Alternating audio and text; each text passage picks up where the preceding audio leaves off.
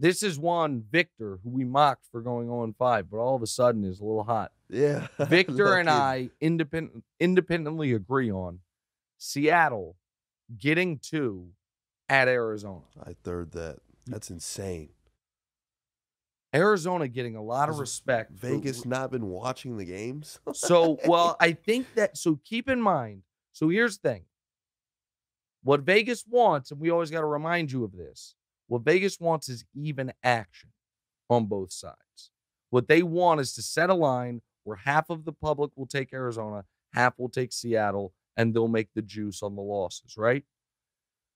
The public still has a respect for the Cardinals that I do not think they have earned, and they have a disrespect for Seattle based on what they were before the season. But Arizona so far this year has 3 victories, okay? Carolina, was Baker Mayfield still starting then? He was. The Raiders, who have just been, by the way, on the Raiders, sidebar real quick, Josh McDaniels, the new head coach for the Raiders, has gotten no scrutiny at all this year.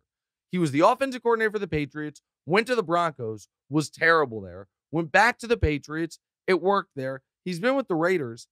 They've been awful. And I read, God, I wish I could give credit. I read a really smart column that was talking about how what Brian Daboll has done, who went from the Bills to the Giants, right, was instead of trying to force his offensive system upon his players, would before this season evolve his system to fit the strengths of his players. Right. Like, hey, this is the roster I currently have. How can we best utilize what is a limited quarterback, a superstar running back, no-name receivers? What instead of saying this is the system I run, right? How can I? What do I have? How can I fit around my players? Right. McDaniel's done the exact opposite.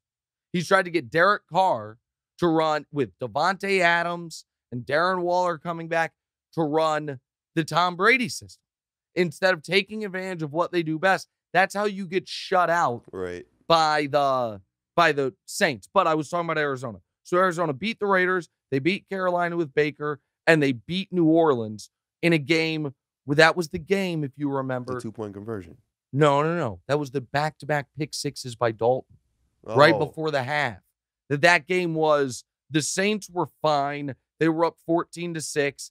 And then right before the half, Andy Dalton threw back-to-back pick sixes, and the game was lost. Right. Then. Their losses are to Minnesota. They already lost to Seattle by 10 in Seattle, to Philly, to the Rams, and obviously to the Chiefs. Now, those are good teams they've lost to. I'll give them that.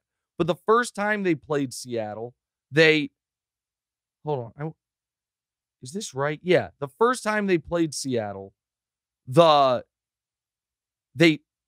scored 1 touchdown, and it was a special teams touchdown. They scored 3 offensive points. But doesn't this one seem a little bit too easy? This might seem like the be careful to go in a be careful category. So here's why I didn't put it there, because I think the public still likes Arizona.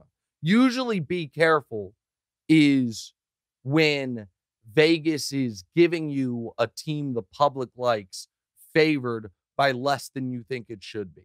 You follow me? So, like, to use Arizona as an example, I thought the Chiefs -5 against Arizona in week 1 was a be careful because the public loves the Chiefs. Right. And I thought, no, I was wrong. Chiefs blew them out.